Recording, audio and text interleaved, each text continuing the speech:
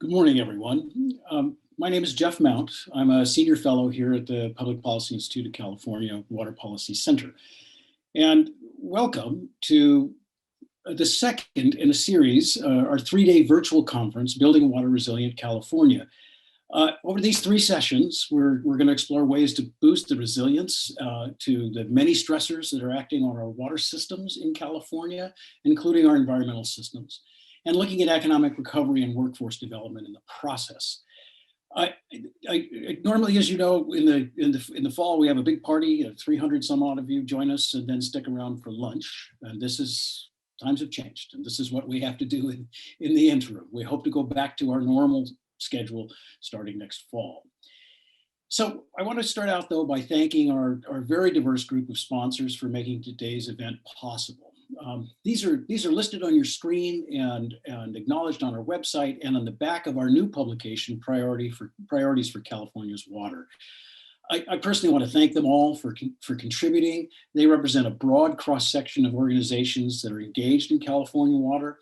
This is a diverse coalition of funders, and they are helping us expand our audience and our credibility and our influence as a trusted source of information on water in California. Please consider joining this group of esteemed sponsors as a donor, if you can, and make more presentations like this possible, and ensure that they're free and open to the public.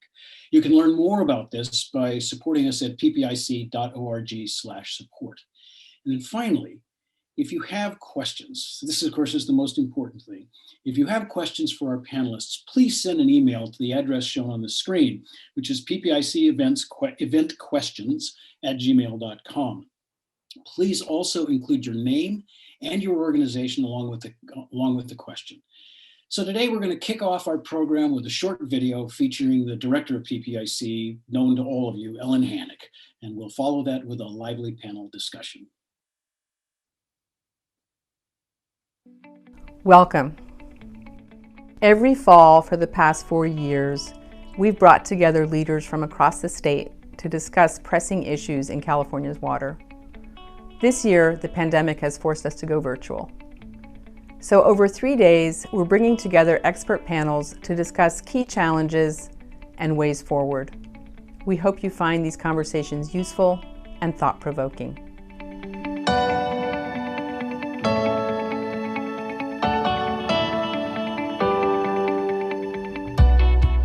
It's been such a tough year for everyone. For the water sector, several disruptive forces have made the work harder. This includes the pandemic and its economic fallout, a resurgence of drought, and the devastating fire season. These disruptions have heightened existing vulnerabilities and inequities, and they've thrown a wrench into key policy approaches for managing water and ecosystems. The pandemic has brought many challenges. For California agriculture, it has posed serious public health threats to essential farm and food processing workers and their families, and it has disrupted food supply chains. Water and wastewater utilities were largely able to adjust their workforce practices to continue providing essential services, although smaller systems remain vulnerable. Wastewater agencies also joined the fight to track the virus with wastewater testing. The water world continues to grapple with ongoing drought. In the past 2 decades, dry years have outnumbered wet years by 3 to 1. Temperatures have been the highest in recorded history. The result is worse wildfires, less opportunity to replenish groundwater, and degraded water quality in rivers and lakes.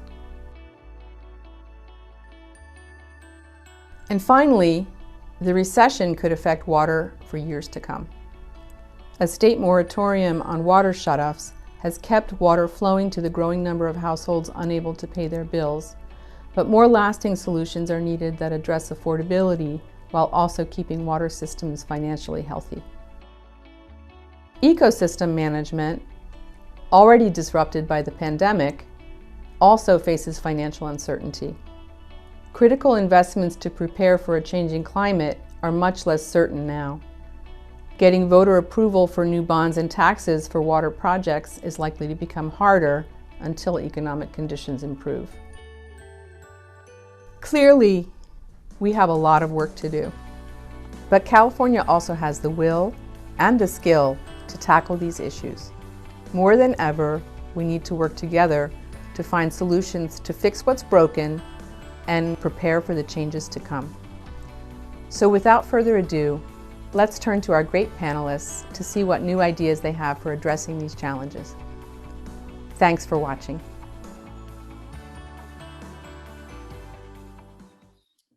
Thanks for that, Ellen. And thanks everybody again for joining us today.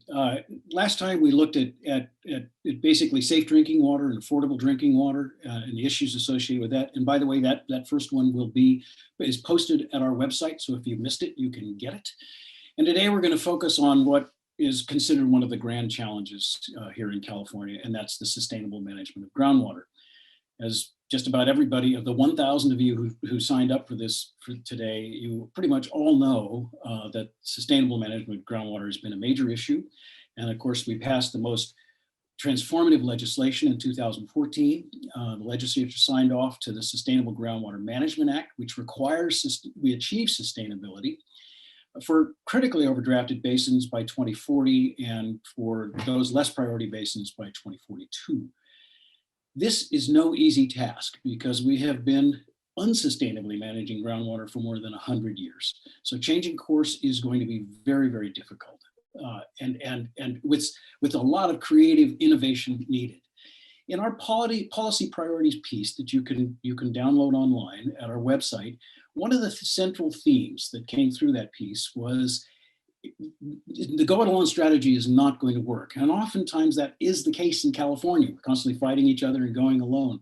It's cooperation at the local scale and the regional scale. This cooperation and collaboration is likely to be the biggest, the most important method of achieving sustainability in groundwater. And Ellen Hannock and my colleagues have a number of reports that we've written, particularly about the San Joaquin Valley, that really highlights how important this is in reducing economic and social costs. So today we got great luck. We've got 4 terrific panelists who are going to weigh in on this notion of achieving sustainability in groundwater management. And the thread we're going to try and weave through is what's the role of collaboration and cooperation in actually achieving and in meeting those goals? And they are lofty goals. There's no easy path here, and it's really going to take some work. So let me introduce the 4 panelists we have today before we dive into questions for them. And I remind you, you can send your questions to us as well, and we'll get to those in the latter part of this. We're going to start with Eric Averett, General Manager of Rosedale Rio Bravo Water District. And Eric is certainly known to all of you. I often refer to him as the smartest guy in the room, especially when I'm in the room. Then we're also going to, another smart person who's going to help us out is Paul Goslin, who's the Director of the Butte County Department of Water Resources Conservation. Paul has the enviable task of managing the wetter side of the valley and some of the challenges, and we'll get to that. We also are really fortunate today to have Angela Islas, who's a community development specialist with Self-Help Enterprises, well known to all of you, and involved heavily in trying to get this to work all this Sigma stuff out. And finally, I'm really pleased that we were able to get Sandy Matsumoto, who's the director of the California Water Program for the Nature Conservancy. Sandy is certainly well known to all of you. She's one of the most important pragmatic environmental voices in the valley. And so I think we're in great shape to have them. So what I would like to do is start off, none of these are easy questions, of course, but I'd like to start off with Eric and focus the questions first with Eric. Now, Eric, you and I have talked about this and others have talked about this. This is really important that pilot programs be established so that others can pick them up. Remember, we have 20 years to get to sustainability, and many are looking to you personally and your district for the kinds of experiments you're doing. Indeed, I think I've heard it referred to as you've got the equivalent of a Craigslist for water in that. So in this first year, as you've been getting going, after you've turned in your first sustainability plan, GSP, give me some of the highlights and the lowlights on that approach for this year. What went well, what didn't go well, And what lessons could you pass off to others who are thinking about trying to emulate what you're doing at Rosedale Rio Bravo? Sure. So maybe just to touch on the spirit of cooperation and collaboration, a pilot project is really an opportunity to develop something that can be shared. And so this pilot that you referred to, the Craigslist for Water, is really a water accounting platform that we built using some new technology online that allows landowners to see their water budget. We've really tried to fill a gap in informing not just the district's decisions with respect to water budget and sustainability, but down to the landowner level so that they can kind of make decisions regarding management of the resource. That's the core of the platform. There is the option or the ability to enter into a water market type transaction so that we don't strand the asset. But the idea behind it is that we would kind of jumpstart that idea and hopefully grow it and scale it up to the larger level. And so far, we've been fairly successful, at least internally, and again, hoping that others will pick up on that. As far as the highlights, we continue to see cooperation at the basin level. Kern is arguably the most complex and largest basin in the state. And there was a lot of cooperation developing the GSPs, and we continue to see that as we move forward into the implementation. From a low light perspective, it's the challenge in front of us, really. The reality that demand management is going to be a significant strategy and mandatory in our area and likely others as well. And really grappling with how do we move forward, and as you mentioned, Jeff, in a way that minimizes economic impacts, not just to the landowners, but to the economy as a whole. And as far as lessons learned, I think, one of the things that I've noticed is, and someone wise once told me this, they said, it's better to be kind than right. And we cannot quibble or hope to be proven right on every single point. The GSP is frankly a marathon. It's not a 100-yard dash. And it'll take time, dedication, and frankly, stamina to get to the end. But the goal is sustainable water management, and that's what we're all working towards. Great. So this actually then goes to something, and this is not written about. This is a sense that I and others are getting, that in this early phase of implementation of the groundwater sustainability plans, there's kind of a circle the wagons mentality that's starting to appear, particularly in the San Joaquin Valley, or go it alone strategy, whatever you want to call it. And we have written extensively about this and argued that's probably the worst way to go about it. That is likely to produce the most economic harm and social harm in the process. So how do you do this? I mean, so given this notion, I'm putting you in charge of being a leader in this. How would you persuade your colleagues or your associates in the Valley and others that the benefit of this cooperation and collaboration when they are, in fact, like I say, circling the wagons? Yeah, circling the wagons kind of invokes this. There's a fear or threat, and you've got to kind of bring the group together. And I think it's in our collective interest to change the approach that we take regarding these types of issues. Success is elusive when you're dealing with a fear-based motive. My experience, at least in this past decade, is that often working on water issues, we lack an understanding of the issues and concerns that are being presented by the other sides, if you will, that are kind of, in this case, perhaps looking at the GSPs with a critical mindset or a critical comment. And I think, speaking on behalf of the water group, I think we need to take a step back and really understand what is it that they're asking. Oftentimes we talk past each other, and I think being able to remove ourselves from that positional negotiation and try and really grasp and understand what they're looking for. And I think on the other side, they need to perhaps look at it from the water manager perspective or the water utility perspective. But those types of communications, I think, are starting. I've seen a lot more of it. And recently, I had a chance to sit down with a couple of folks and who had provided critical comments on our GSPs. And instead of being defensive, taking an approach that says, help me understand how I can meet your needs as well. And so I think changing the tone of the discussion certainly will help and avoid the circling of the wagons issue. Well, we got only our national stage to look at that question. Yeah. So, yeah. All right. Well, so it starts by understanding each other. I think so. I think that's a very important first step. Okay. I get that. And that's really important. Well, let me switch now to Angela. Angela, as a community development specialist with self-help enterprises, you're really in the thick of one of the thorniest problems that are facing the GSAs that are developing these groundwater sustainability plans. And and at the top of the list, when we all of us, I mean, everybody who's on this call, when they developed a Sustainable Groundwater Management Act and they listed the deadly sins, the things that were not, and we'll get to some of the deadly sins when we get to Sandy in a little bit here. This issue of sustainable drinking water and water supplies, particularly for disadvantaged communities, and who depend on drinking water wells, was one a lot of us thought, we didn't really know how the heck this was going to actually play out.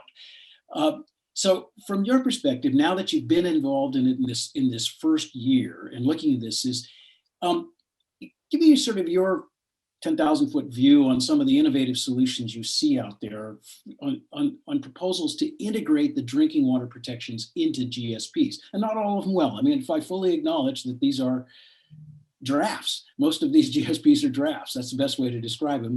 And this is a chance to sort of get your input to have them think about how to integrate that. So give me your thoughts on that, Angela. Sure. So from listening to Ellen's video, it took me away when she had mentioned something regarding that it has been what's been seen as a resurgence of a drought. So us kind of going back into another drought period. And that got me thinking in a way that, when we talk to residents and residents speak to us kind of their perspective with what's available to them, they always ask us, what does the planning look like? Is there a plan? Or is there a program that's going to help with, relieving my issue that I have with my well? And so when we look at this in a bigger picture, we have to think about planning. And, this is really what Sigma is about. Sigma is about planning for a prosperous future, not only for our economy, but we also have to look at a prosperity where our families can live, safe and healthy environment, and they can have the access to safe and affordable drinking water in the area that they depend on that. So looking at it in an innovative way, many of us, especially with a lot of partnering organizations that Self-Help Enterprises partners with, we looked at it in a way where we want to think about creating a proactive drought resiliency plan. And looking at that in a way of kind of, if we look at it in public health, because, that was something that I did a lot of my work in, there's 3 different tiers of how we want to prevent from, disease. There's the primary, there's secondary, and there's tertiary. So the primary prevention to this for us is to look at it in a proactive way where we create what's called a drinking water well mitigation framework, which Self-Help Enterprises, Leadership Council for Justice and Accountability, and Community Water Center, we created a framework to where we demonstrate a trigger system for us to look at how, where the sustainable management criterias will help understand where we at currently with groundwater levels and where we're at with groundwater quality. So that is something that, we looked into and tried to figure that out, especially with community feedback, with figuring out, how would you want to be able to know that your water well is going to go dry? I mean, obviously there's metering, but metering is quite expensive to try to do that for a whole community. Mm-hmm. And so we look at it in a way where, we have these newly developed agencies where we can, present this as a way, as a mechanism to really kind of proactively look at it in a primary prevention to avoid there being further impacts for those that are dependent on their own private well, but also for the small community water systems that Ellen had mentioned in her video that are very most vulnerable to this crisis of the drought, but also to, not have a backstop for their wells to be able to be replenished for water. So looking at it in that way, there are other ways that I've kind of thought about, that there's other innovative solutions. You know, we've appreciated seeing a lot of project management and actions in the works with a lot of the GSAs that we collaborate with, and most of them, as Eric mentioned about the water market, you know, we've seen the allocation policies kind of forming, and, you know, we see a potential, you know, opportunity there for there to be protections for drinking water supplies for vulnerable communities, but then also opportunities for recharge basins. So we look at these very complicated projects, and, you know, we're not engineers, you know, we're just kind of on the ground, you know, being able to translate, being able to kind of put educational materials together to educate the communities about what this is. And so we look at this as a way of seeing how the community can fit in these very, you know, complex technical projects that can bring, you know, sustainable water and also clean water as well to their communities. Great. I mean, I don't think any of us would argue with the notion that the last drought, 2012 to 2016 drought, was a lot of ad hoc management within it. So that's great. I mean, the notion that you would identify potential triggers for actions that would take place, and I assume those will be embedded within it. One of the issues that keeps coming up, and I just want to finish up, and you touched on this, but I do want to add to it, is that this notion of cooperation and partnerships, and often disadvantaged communities are viewed as, and Sandy will appreciate this, sometimes like the environment, a constraint rather than a partner. And I'm sort of, in your mind, what would a partnership look like, good partnership effort look like, and a collaborative partnership effort, if you could choose one? Or describe your the Cadillac of, do they still make Cadillacs? Yeah, the Cadillac of these partnerships. Yeah. So there are things that, you know, we really bring to the table, you know, when it comes to bringing vulnerable communities into the planning process. And so what we've seen collectively is that there's not enough inclusion for the vulnerable communities to have a seat at the table. You know, SGMA is a very driven process that really gets into the technical weeds. And so we get into just a lot of perspectives, you know, of the economics, as well as with the engineering portions of it, you know, how to bring, you know, surface water into areas that, you know, don't have that dependency. It gets technical. And so that's where we feel like there's not enough inclusion of just the narratives on the ground with the experiences, the personal experiences of a person facing the fact that their well has no more water, or understanding just kind of how that emotional feeling is when someone doesn't have water to shower, or who doesn't have water to wash dishes, or even to simply be able to water their plants, normal things that, you know, you and I kind of do on the daily. So that's kind of something that we've seen that isn't really still a focus in a lot of these ad hoc committees, or even also in a lot of other different areas in the GSAs. But then also there's a lack of data. And so, you know, we still try to find the vulnerable communities. We still try to find other areas that are susceptible to possibly facing drought, or facing dryness, or even facing contamination.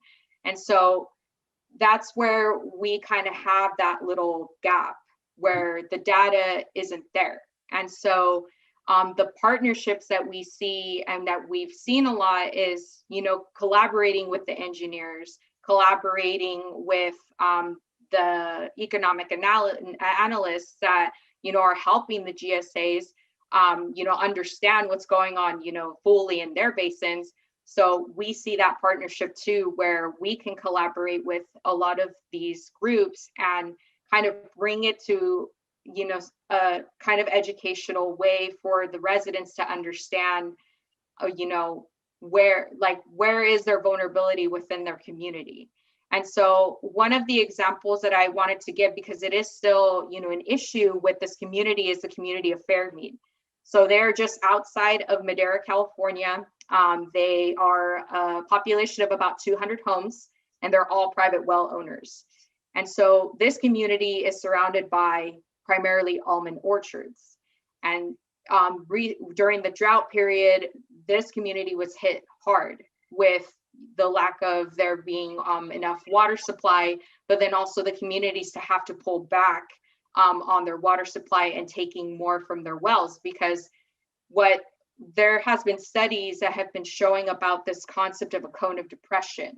So when a new irrigation well or a new well gets developed that is able to kind of go deeper, it starts to build a kind of like a wave of water that goes straight to that irrigation well, which then creates this little pocket bowl beneath some of the communities that we've been working with, to where that they will face dryness or they will possibly face contamination through that concept. And so that's where we think, maybe looking to the data to understand that gives us a better idea of, how we could bring more water to the communities, or where we would be able to locate crops in a different direction to where the communities are not fully impacted by this type of occurrence with the development of new wells. Yeah. So a lot of collaboration there with multiple stakeholders, and it just takes, the inclusion for this narrative to, be present at the table, and for us to be able to be emotionally connected with these residents and understand their perspective. So back to collaboration, which is the key, is bringing in the multiple users. So thank you very much, Angela. And for those of us who focus on the Sustainable Groundwater Management Act, it is rational to say apparently there's only one place in all of California where there's a problem, and that's the San Joaquin Valley. But that's where the problem is largest. There are lots of other places. And now I want to turn and look at the Sacramento Valley. Sometimes we look upon the Sacramento Valley just as a source of water. It has its own internal management of water issues. And Paul, the director of the Butte County Department of Water Resource Conservation, has been kind enough to join us today. Paul, it's no mystery. You've got a wetter place. There's a lot more water in the Sacramento Valley, which in many ways creates its own challenges. You've got surface water haves and have-nots, which is key for management. And then, of course, you have one of the more stringent county export ordinances that limits, is a structural limit to regional cooperation. So now Sigma has invaded. You got 2 years on everybody. You got 2 years more to figure it all out than everybody. Is Sigma helping or hurting in Butte County and in water management? And what are the special challenges it's creating for you? Yeah, well, thank you. That was a kind of a long framing topic, and I will say it just has started raining. So if you hear pitter patter on the roof, kind of a nice blessing and kind of a nice. We will start to get into regular storms coming in.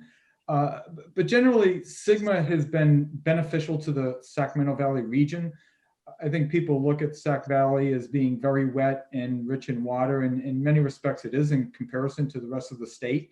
But there are portions of the basins in the Sac Valley that are having a lot of the same struggles that San Joaquin Valley has, with lowering groundwater levels, some subsidence. And the one area that we have a challenge is interconnected surface waters with groundwater. We have a lot of creeks and streams connected to groundwater basins that we're going to look to preserve. That's one of the things, besides our strong agricultural community and the culture up here, is the acknowledgement for the creeks and streams and keeping those flourishing. So what it's done in the Sacramento Valley is really bridged, and you talked about the haves and have-nots with surface water. There are some areas that are 100% surface water with pretty strong water rights, adjacent right to 100% groundwater dependent areas, and we've seen those areas start to decline annually. We've hit, probably a third or more of our wells that have been at historic lows, not just drought driven. So we do have challenges, but what it really has done in these subbasins, we have 3 subbasins, is get a broader understanding that the interconnectedness of the entire subbasin is important, that we're all in this together. And I've really seen the barriers between groundwater dependent people and those who have surface water start to break down, an acknowledgement that we do need to work together, and that there's opportunities to do that. Now, in terms of the county ordinances for export, that's dealing specifically with groundwater substitution transfer, primarily outside the county. Those ordinances will stay. I think they're not going to have any bearing on the things we need to do to sustain the basin, but it's not a barrier for some of the opportunities between the subbasins within the county to do some exchanges and transfer, especially if those who have surface water that might be available in some years to groundwater dependent agriculture and make that available. So it's really opened up a lot of those dialogues that hadn't been occurring for decades. That's great. Just as a quick follow-up question to that, do you have the infrastructure in place to actually do those kinds of exchanges? I mean, this is always an issue, and of course, it's going to be a top-of-mind issue in the San Joaquin Valley, the ability to move water from the haves to the have-nots. Not yet, but we've been doing some studies. We had a critically overdrafted basin research project we finished in 2018 that looked at various conveyance options and other options to move water from some of the agencies who may have additional water to the areas that are groundwater dependent. So there are opportunities there that are going to be explored through GSPs. And again, I think it's ironic, critically overdrafted had to go 2 years ahead of us, but we're really in a good spot to look at some of those plans, which have a lot of good ideas, concepts to help frame the path we have going forward. Well, and actually, that's sort of related to that follow-up question. So they got to be the tip of the spear, and you've learned a lot, presumably, from what they've done. We'll actually follow that up with that kind of question for all of you toward the end. But at the same time, you've got all this water. You also now have something that they struggle a little less with in the San Joaquin Valley with, and that's groundwater dependent ecosystems. Mm-hmm. And really, when you think of Butte County, this is from that perspective, it's a wet place. How is that going in terms of integrating that within your GSPs as you develop? Yeah. Excellent. That's a major topic that we've been tackling, groundwater dependent ecosystems. Nature Conservancy came out with a really good tool and module for us to use. So within the 3 subbasins, we've been leading the technical effort to use that as a starting point to identify groundwater dependent ecosystems. We've worked with the other GSA managers to help refine that. And then we pulled together a stakeholder group that was pretty broad spectrum with environmental organizations, some university people, and some other people associated with different GSAs to help refine that. So we got a lot of good input. We're taking a very conservative approach. So if something looks like it potentially could be a GD, we're keeping that in for the analysis to look at are there going to be undesirable results or impacts to those groundwater dependent ecosystems, and then look at what sort of projects and actions we can tackle that. So it was a really good process, a lot of good feedback, but a very important aspect we're tackling. Oh, that's great. Well, and that's a perfect handoff to Sandy. Mm-hmm. So Sandy, let's turn to you. You're in your role as the director of the California Water Program, and you're at the Nature Conservancy and all your earlier work as well. Groundwater dependent ecosystems have been a major focus, and indeed TNC has been really heavily involved in all of that. It's also, when we look at it, the legislation wasn't really precise on that, and so you're kind of working it out as you go. What at this stage, and it's still early days in all of this, what worries you the most about groundwater dependent ecosystems and how we're going about it, both defining them and addressing them? What do you lay awake at night worried about when it comes to groundwater dependent ecosystems? Yeah, I mean, for me, it can get pretty personal, right? So I have a 9-year-old son, And we like to take hikes, and often we take hikes along creeks or go up to a lake. And along the way, he's really into wildlife. And so we count the number of species that we see. And so we'll see a tadpole, that'll be one, a couple of dragonflies, that'll be 2 and 3. We'll see, he showed me my first newt. I'd never seen a newt before. He found one with his goggles in a little pond. So he's constantly exploring and finding these critters out there. And what keeps me awake is the fact that if we don't radically change how we manage water in this state, 50% of the species in California that depend on freshwater could go extinct during his lifetime. And so the urgency to address things like groundwater dependent ecosystems is incredible. And so I love, it's music to my ears to hear Paul say things like, you know, if there's a potential for something to be groundwater dependent, and keep in mind, groundwater dependency for plants and animals varies across the year and varies year to year. There may be some plants that only depend on groundwater in drought conditions. So thinking about those impacts across many year types and across the seasons is really important. And so if there's not sufficient knowledge as to whether they're groundwater dependent, keeping them in as potentially groundwater dependent is a really important decision that the GSAs can be making right now. We have a groundwater scientist, Melissa Rohde at TNC, who loves to say that the absence of evidence is not evidence of absence. So we like folks to take that precautionary approach where they're really thinking about, okay, do we know enough to say for certain that this thing is not groundwater dependent or that it is not an interconnected surface water? If you have the data that proves that, that's one thing, and excluding them from the plan makes a lot of sense. However, if there's not sufficient evidence to prove that definitively, you know, there may be areas where you can certainly confirm groundwater dependence. So by all means, include those things and describe them as such. But there's also this middle area of sort of the unknown where people can be classifying them as potential and just considering them throughout the planning process. And that's really what we want to move towards, is just, you know, we know Sigma's a long-term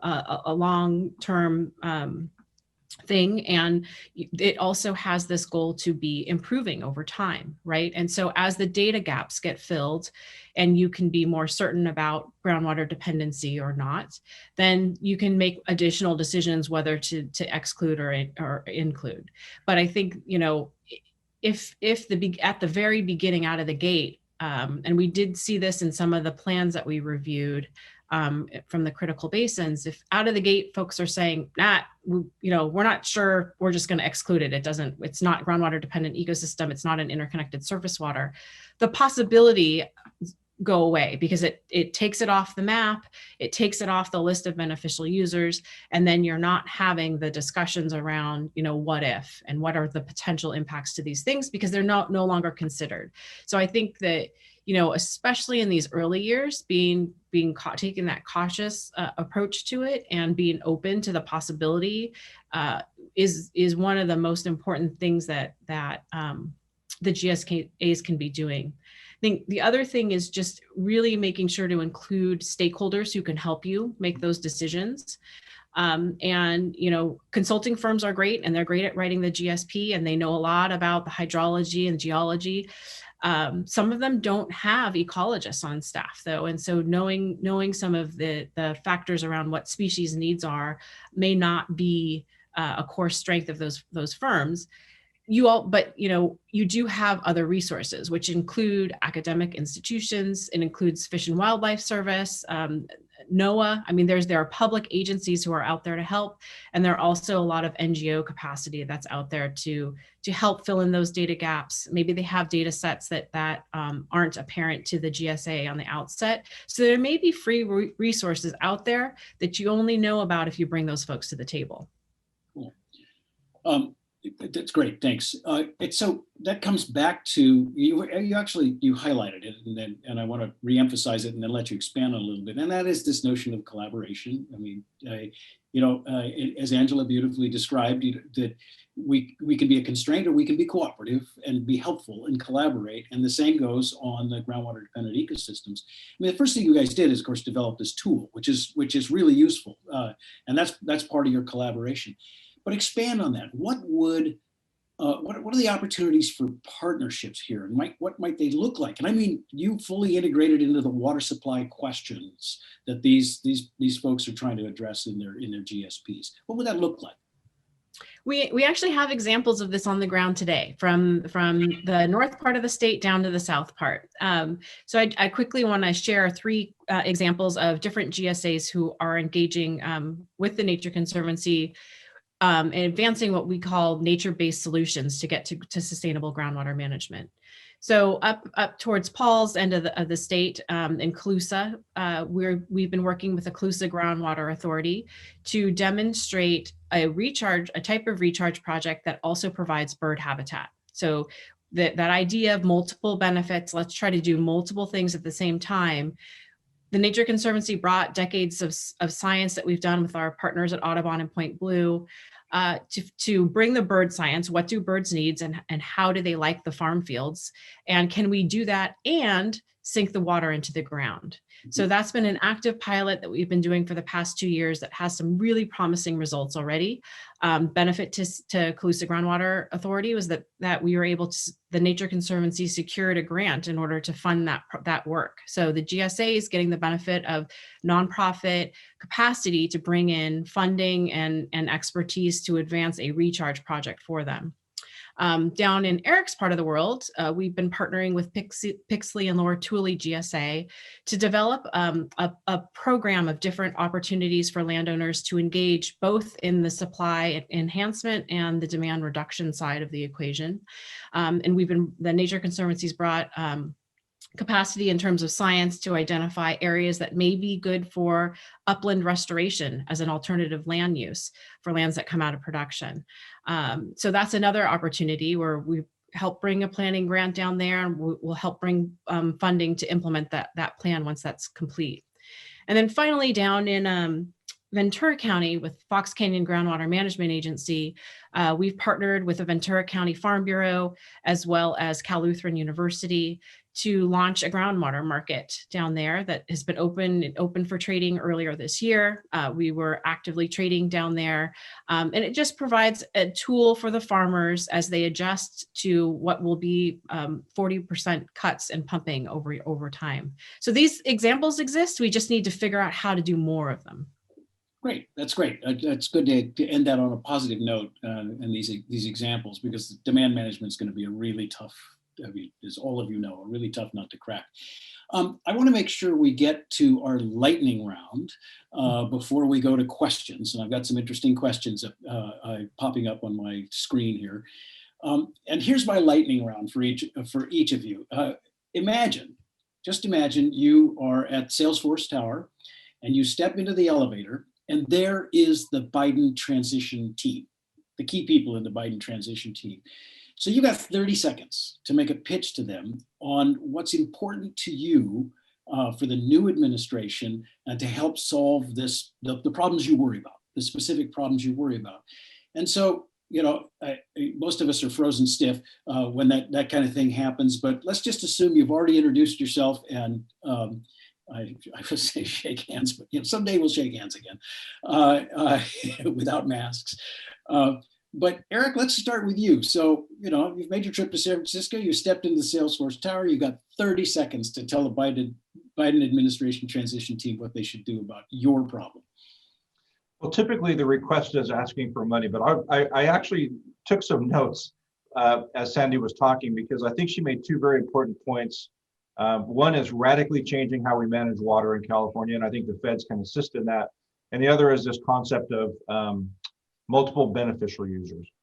And so my appeal would be this: to prioritize, rank, and fund projects where all of the interests are stakeholders and have an interest in seeing the project succeed. And so I'm going to create what I call Water Utopia in California.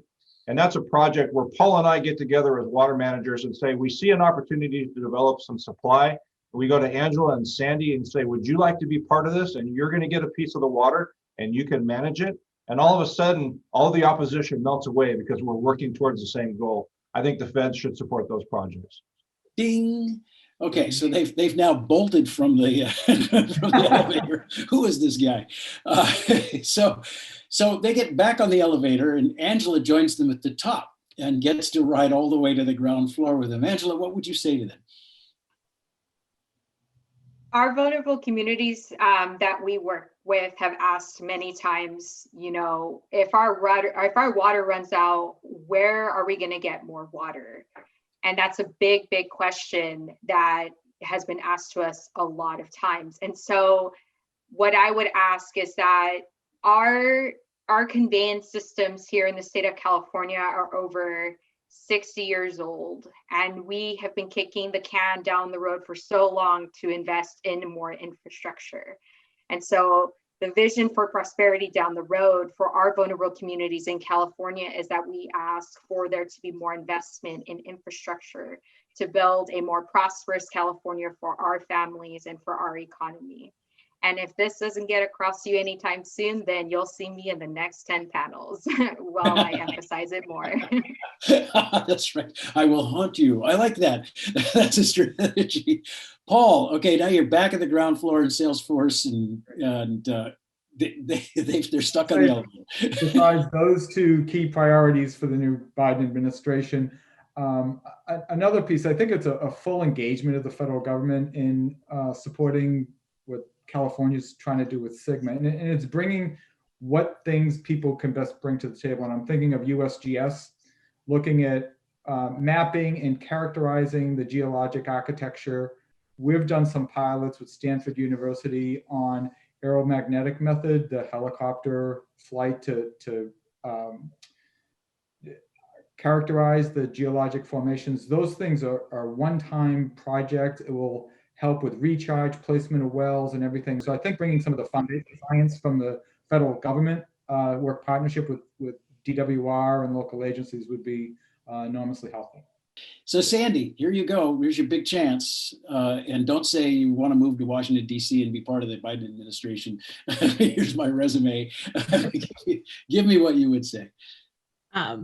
Yeah, you know, I would ask them to start an Office of Groundwater Sustainability, and it kind of would get at what Paul's talking about, which is harnessing the power of the federal government. There's all this great expertise, both in terms of science, but also in terms of influence over how we manage water in California, and up to the how we manage land in California. So you think about the Forest Service and federal land ownership throughout the state, that all could be managed to better manage our overall water system, and bringing those together to work both with the state and local agencies as well as nonprofit organizations, and thinking about ways of not only solving the water challenges, but addressing some of the endangered species issues that we have in this state, and advancing these ideas of multiple benefit projects that really are in the interest of a cross range of users. Great. Ding. So I want to leave time. I want to make sure we get a chance to go to some of our questions, and we're getting some really good ones here. In all this, in fact, including, like, I may save the thorniest question for a little later here. But Spreck Rosecrans, who's well known to all of you from Restore Hetch Hetchy, has pointed out that there are strong incentives for sustainability within groundwater service areas. But where are the incentives for water agencies to invest in storage outside of the GSAs? Is that a problem, given the current nature of the law? And is this a major limitation of SGMA? I think I'll start with you, Eric. You think about this a lot. So my district actually is involved in a number of projects where we store water on behalf of other GSAs that allows them to re-regulate those high flow supplies. What's interesting is the incentive now for them to do so is that much greater. They have access to water that we don't. And so there's partnerships that have and will continue to form between different regions. And typically it's regions that have a surplus and those that maybe have the resource to re-regulate the water. But I expect and anticipate that those will continue and actually hopefully continue to grow. And the water trading may be even a part of that strategy. Paul, do you want to jump in on that? Yeah, a couple things. I mean, just where we're at, not traditional kind of water supply issues that Eric's dealing with, but we have the upper watershed. There's some water right holders, agencies up in the watershed outside of the basins who are getting involved, looking at some of the opportunities to supply some water into the basin. But also Sandy had a real good point of upper watershed forest health. And that's another piece that is being looked at about forest management and how to promote recharge or improve recharge, especially post burn scar types of activities. So those are the types of things that we're going to be looking at up in Sacramento Valley. Okay, so let me get to the thorny, the difficult question, which was sent by Gary Pitzer from the Water Education Foundation, and for sure I want to have Sandy and Angela weigh in on this particular question. This is something we all know, that the ramp down in groundwater use to get to sustainability may mean in some areas continued problems, the creation of continued problems. How do we get around that? Is it, and I mean, and Angela, I'd like to start with you on this, because, you know, if your domestic wells are already in trouble and we're going to take 20 years to reduce our use to sustainability, how do we deal with that? And the same goes for you, Sandy, in terms of thinking about groundwater dependent ecosystems. So Angela, can you sort of, you must have thought about this, the glide path, as they call it, that slow ramp down in pumping. How do we reconcile that with the issues that you've been dealing with? Well, I think that ultimately does go back to to invest in a drinking water well mitigation framework. And that's something that I know that a lot of the project management and actions in GSPs, particularly in Madera Subbasin, and there's been a few other GSAs here in the San Joaquin Valley that have been considering in looking into a drinking well mitigation program. And, you know, keep in mind that it's consideration. It's not like a proactive, you know, term to say that there will be a drinking well mitigation program. So, you know, that's where it's crucial that we look into the opportunities, as Sandy had mentioned, to team up with consulting firms and, you know, looking at these different areas of expertise that they have in order to help us understand the data that, you know, may still kind of exist here. And that is an overall challenge still for a lot of GSAs. The data gaps are there. There's not, it's, you know, it's a lot of historical data that they have to look back into. But until we get to a point where we understand it better, that's when we'll be a lot more ready to really implement this mitigation framework and set up a system to where we know where the groundwater levels can reach into a failure point to where it can affect the communities, and then us to be able to remediate a lot of that, you know, possibility of dryness or even contamination for a lot of these wells. So it really is just, you know, investment. Unfortunately, you know, that's, I know Eric mentioned, like, we don't want to kind of step into that, you know, kind of pathway of saying, you know, we need money, but that's just kind of an unfortunate situation right now. It's like, yeah, there needs to be more investment, but the collaboration with the consulting firms to be able to really dig into the data and create a bigger picture map for us to understand how we plan better to avoid those impacts. Yeah, Sandy, you want to amplify that from the GDE, groundwater dependent ecosystem perspective? Yeah, I think there are ways of managing the groundwater that can address the fact that there's going to be more pumping in the near term. You know, there are strategies that have been tried. The Nature Conservancy in Arizona, for example, in areas where they had an important interconnected surface water, where pumping was starting to harm the flows in a stream, actually started doing recharge projects proximate to the areas where the flows were going dry. So that type of a project where you're doing supply enhancement with a direct benefit to the groundwater dependent ecosystem and interconnected surface water, that's one one example.